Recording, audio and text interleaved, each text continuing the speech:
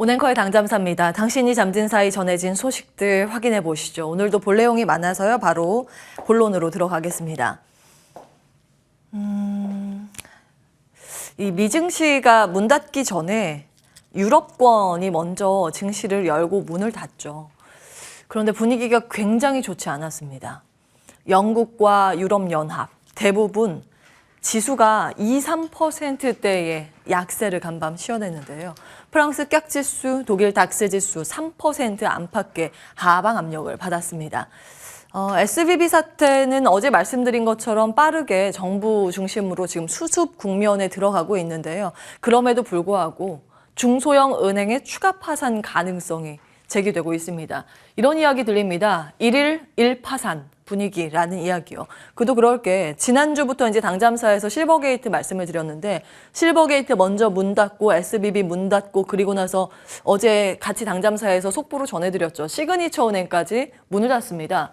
이 세 곳의 은행이 문 닫기까지 걸린 시간 불과 닷새밖에 되지 않습니다. 5일 만에 세 곳이 문을 닫았는데 그리고 나서 여기서 멈추지 않고 퍼스트 리퍼블릭 등의 다른 은행도 문을 닫을 것이라는 우려감이 주가에 고스란히 반영되고 있습니다. 간밤 60% 폭락했었는데 중간중간에 거래가 중단되기도 했습니다. 너무 급락을 해서요. HSBC 이 영국 쪽의 은행은 이 SVB의 일부 이 영국의 자회사 부분만 이제 인수를 하기로 했지만 지금 시장의 우려감이 점점점 눈덩이처럼 불어가고 있습니다.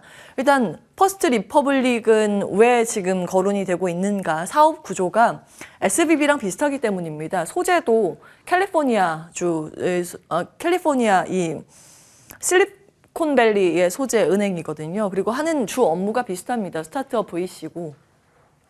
그리고 실버게이트는 시그니처 뱅크하고 유사한 사업 구조를 가지고 있죠. 크립토 암호화폐 친화은행입니다.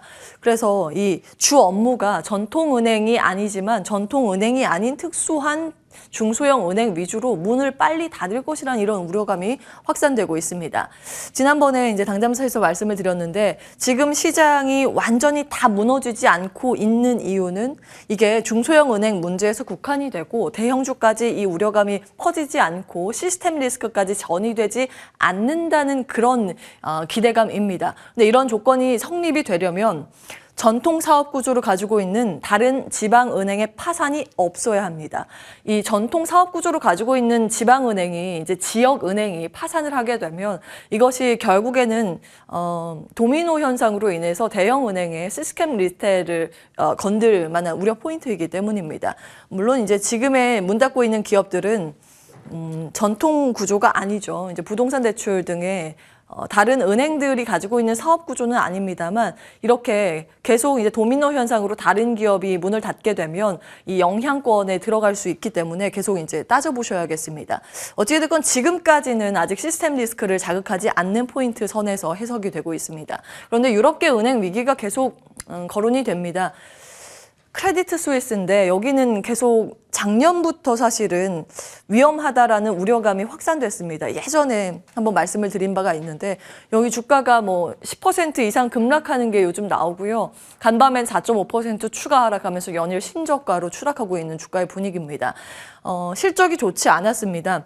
지난해 연간 기준으로 봤을 때 금융위기 이후로 최악의 손실권이 실적상 찍혔고요. 5개 분기 연속 손실입니다. 그리고 작년 4분기에 이미 우려감이 짙게 깔리자 고액 자산가들이 한 1,000억 달러 이상 자금 인수한 것으로 드러났습니다. 모건 스탠리에서는 유로존 은행 해지 프로그램을 가지고 있기 때문에 채권 매각까지 이 SVB 사태처럼 그렇게 최악의 국면까지 내몰리진 않을 거라고 보기는 했는데 이 확률이 적지만 크레디트 스위스 파산이 된다면 주요 은행이죠. 그렇기 때문에 금융 위기까지로 우려감이 번질 가능성이 있다고 시장은 해석하고 있습니다. 여기까지 이제 우려감이 확산되면서 유럽 쪽 증시 분위기가 좋지 않았고요. 이런 흐름들을 고스란히 이어받아서 3대 지수 뉴욕 증시도 초반에 뚝 떨어져서 출발을 했습니다. 그런데 그나마 다행이면 다행이랄까요? 어느 정도의 저가 매수세가 유입되면서 낙폭을 많이 축소했습니다. 그런데 시장 좋다고 이야기하기가 쉽지 않은 그런 분위기입니다. 나스닥 지수만 살짝 올랐고요. 다우 지수나 S&P 500 지수는 결국 하락 마감이 됐습니다. 그리고 중소형주 중심의 러셀 2000 지수, 우리나라의 이제 테마주와 연관도가 좀 높은 지수인데 이 지수의 낙폭은 굉장히 컸습니다. 간밤 1.6% 떨어지면서 마무리가 됐고 공포지수로 불리는 빅스, 변동성 지수도 6.9%, 7% 가까이 올랐습니다. 이게 오른다는 건 그만큼 시장에 공포가 잔존해 있다는 것을 의미합니다. 어제 이제 쭉 정리해드렸죠. 굉장히 이례적인 일이 있었다. 현지 시간으로는 일요일 저녁 먹는 시간이었는데 긴급하게 정부가 비상대책을 내놨죠. 이 부분 쭉 정리해드렸습니다. 근데 내용 하나하나 좀 보시면 예금의 100% 전액을 보호해주겠다는 내용이 담겼습니다. 그래서 일반 이제 예금 유치자들은 그 예금을 다 인출을 할 수 있게끔 비상대책을 이야기를 한 건데요. 그런데 여기에 투자자의 보호는 없습니다. 이제 어제도 사실 같이 말씀을 드리긴 했는데 주식이나 채권은 보호 대상에서 제외입니다. 그래서 결국 예금자는 보호하지만 주가에 대해서 보호 조항이 담기진 않았습니다. 그래서 계속해서 이 관련 은행권들의 추락이 좀 이어지고 있는 그런 상황이고요. 이 SVB 사태로 인해서 다 묻혔는데 기대 인플레이션 굉장히 중요한 지표인데 간밤 발표가 됐습니다. 이제 시장 우호적으로 발표가 되긴 했습니다. 뉴욕 연은에서 발표를 했고요. 1년 이후에 인플레이션 어떻게 될 것 같습니까?에 대한 소비자 설문조사죠. 인플레이션 둔화됐습니다. 물가가 1년 뒤에는 조금 나아질 것이라는 시각이 모아지고 있습니다. 이 영향을 받아가면서 일단 국채금리가 떨어졌고 SVB 사태로 인해서 경기가 안 좋아지면 연준이 긴축을 강하게 못할 거라는 이 논리가 조합이 되면서 굉장히 빠르게 금리가 떨어졌습니다. 그러자 금리에 가장 취약하다고 알려져 있는 기술주 중심의 상승세가 시현이 되면서 나스닥 지수만 올랐습니다.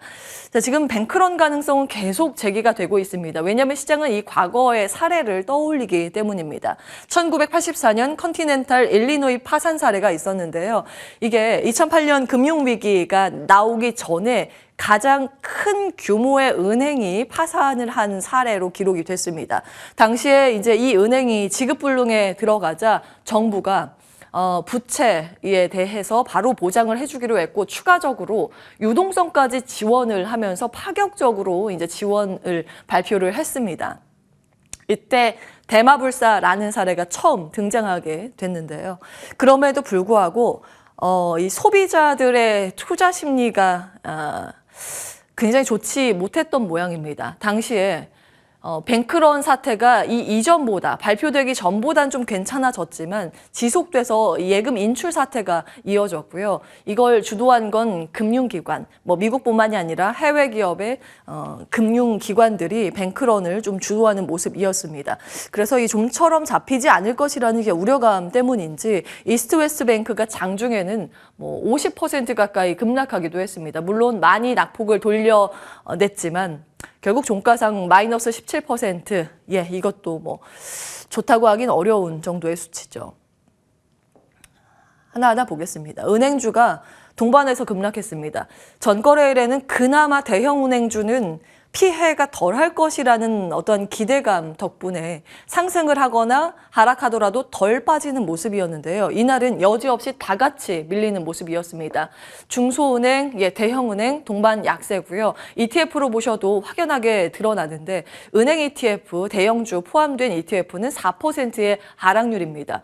이 업종지수로 생각을 하시면 4%의 낙폭이 결코 적지 않다라는 걸 아실 수 있겠는데 지역은행을 모아놓은 ETF 같은 경우에는 무려 3배 넘게 이 낙폭을 그렸습니다. 12% 급락하는 모습이었는데요. 긴축 전망은 이로 인해서 좀 후퇴하는 아이러니가 나오고 있습니다. 제목에 이렇게 달았는데 연준아 나 지금 신나 추락할 경기를 위해. 이게 긴축 시기에 늘 반복되는 bad is good 이라는 굉장히 아이러니한 단어입니다. 아마 다 알고 계실 텐데 물가를 잡기 위해서 연준이 금리를 인상합니다. 금리를 인상하면 자금을 위험자산에서 빼서 은행에 이제 많이 예치를 하게 되는데 그 과정에서 위험자산들을 떨어지기 마련입니다. 지금 그 사태가 나오고 있는데요. 지금 경기가 굉장히 좋지 않은데 계속해서 금리를 인하하면 경기를 더 악화시키기 때문에 금리를 올리는 것보다 금리 인하 가능성이 높아집니다. 그러면 금리 인하로 인해서 예금의 이 이자 수익보다 다른 쪽에 투자했을 때 수익이 더 높기 때문에 자산은 위험 자산으로 다시 이동을 합니다. 이 논리로 인해서 경기가 나빠진다라는 안 좋은 소식이 들릴 때마다 시장은 오르는 그런 기현상이 나타나는 건데요. 경기 침체 공포로 인해서 연준 긴축 못할 걸 이런 이 조합이 나오고 있습니다. 골드만삭스에서는 3월에 연준 금리 올리기는커녕 동결할 거라고 관측치를 내놓기도 했고요. JP모건에서는 금리 인상 기조는 아마 진행이 될 텐데 최종 금리 단 보면 예전의 이 목표치보다는 많이 떨어져 있습니다. IB 쪽도 같이 그렇게 의견을 내고 있는 상황이고요. CME 페드워치의 툴상 보시면 이제 시장이 이 FOMC 때 금리 인상을 이렇게 할 것이라고 베팅하는 수치입니다. 이번에 3월 동결 가능성이 그 하루 전만 하더라도 0%인데 이번에 30%로 올라갔고요. 50bp는 0% 확률입니다. 25bp 확률이 컨센서스로 잡힙니다. 그리고 한 번 더 금리 인상을 하고 나서 그 전에는 쭉 고금리 동결이었는데 이번에는 금리 인하로 쫙 베팅이 나오고 있습니다. 시나리오별 이제 쭉 내용 정리해 보셔야 되는데 시간상 이건 넘어가야 될 것 같습니다. 일단 최악의 시나리오, 최고의 시나리오 뭐 여러 가지 이야기가 되고 있는데 시장은 지금 현실적으로는 중립적인 의견, 베이스 시나리오가 우세한 상황입니다. 이제 연준은 참 이제 복잡한 숙제를 안게 됐죠. 인플레이션을 잡아야 하는데 동시에 금융 시스템까지 보호하는 정책을 고민할 수밖에 없습니다. 이것은 마치 뜨거운 아이스 아메리카노를 연상케 하는 그런 어려운 숙제인데요. 그렇기 때문에 이제 시장은 어디에 주목을 할 것인가, CPI에 공을 넘길 수밖에 없습니다. 오늘 밤 우리 시간으로는 9시 30분 정도 CPI 발표가 될 텐데요. 일단은 시장의 컨센서스는 한 6%대로 맞춰주고 있습니다. CPI에 대해서 지난번에 이제 바이든 대통령이 이례적으로 이번에 물가 좋게 나올 걸이라고 이야기를 했기 때문에 어느 정도 좀 좋게 나와줘야만 시장이 좀 그래도 한숨을 돌리지 않을까 생각이 듭니다. 자, 굉장히 이제 주변 지표들 보니까 특이한 현상이 있어서요.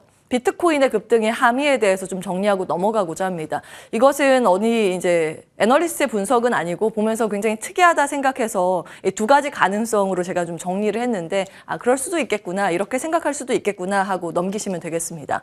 간밤 이제 비트코인이 무려 10% 폭등하는 흐름을 나타냈습니다. 금 가격도요, 온스당 $1,900 이상 치솟고 있습니다. 이게 지금 현물 데이터 그 자산 가격이기 때문에 상품 시장은 계속 이제 거래가 되기 때문에 마이너스로 나오긴 했는데 이게 계속 급등입니다.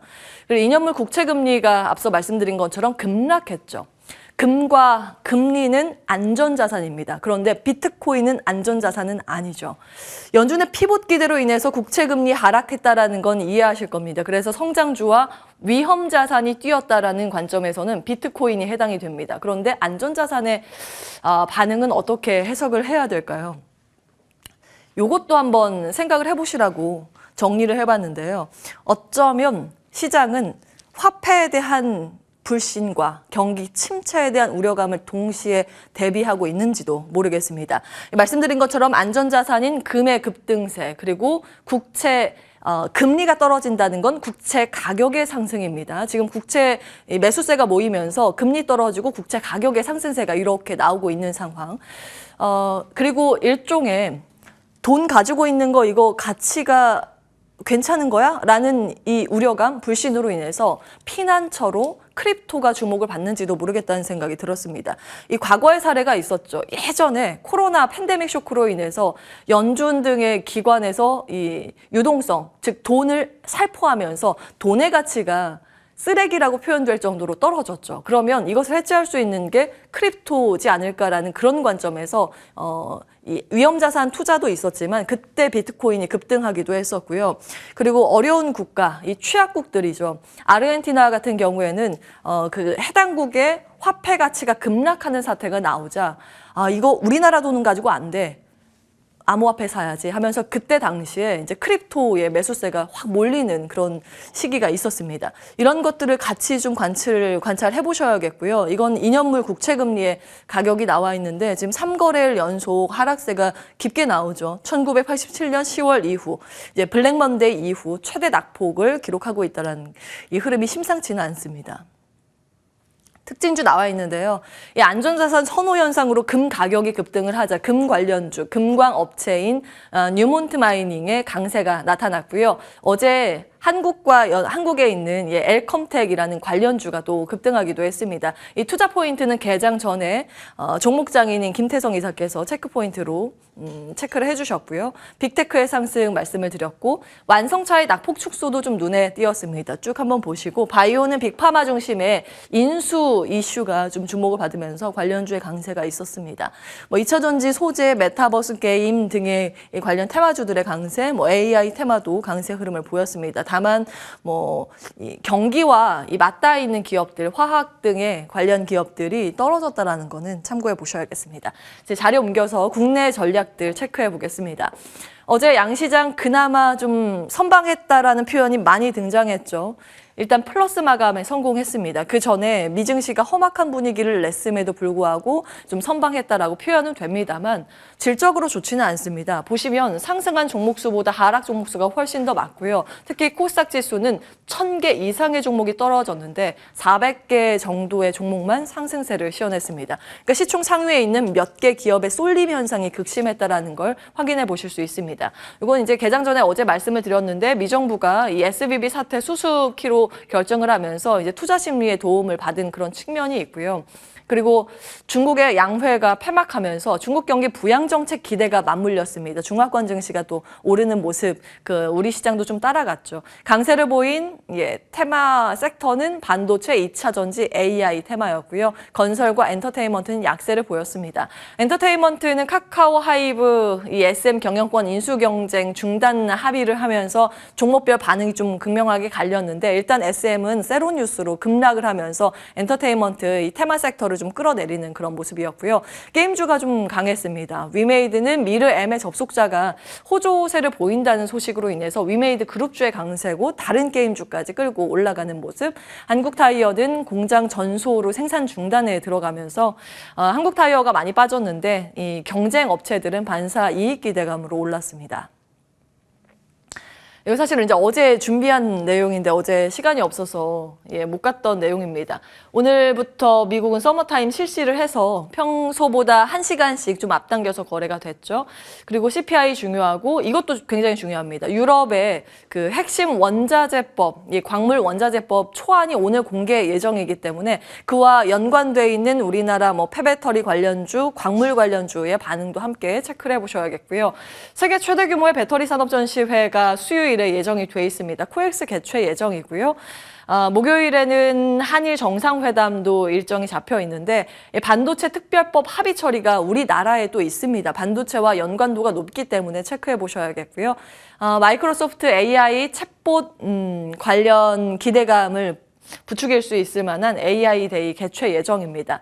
여기에서 아마 GPT 4.0 공개를 할 것으로 관측이 되고 있는데 사실 지금도 GPT 3.5가 굉장히 인기를 얻고 있죠. 근데 4.0에서 어떻게 기술력을 입증을 할 것인가 이것이 이제 관전 포인트가 될 것 같습니다. 한번 쭉 보시죠. 오늘은 여기까지가 있습니다. 온앵커의 당잠사였습니다.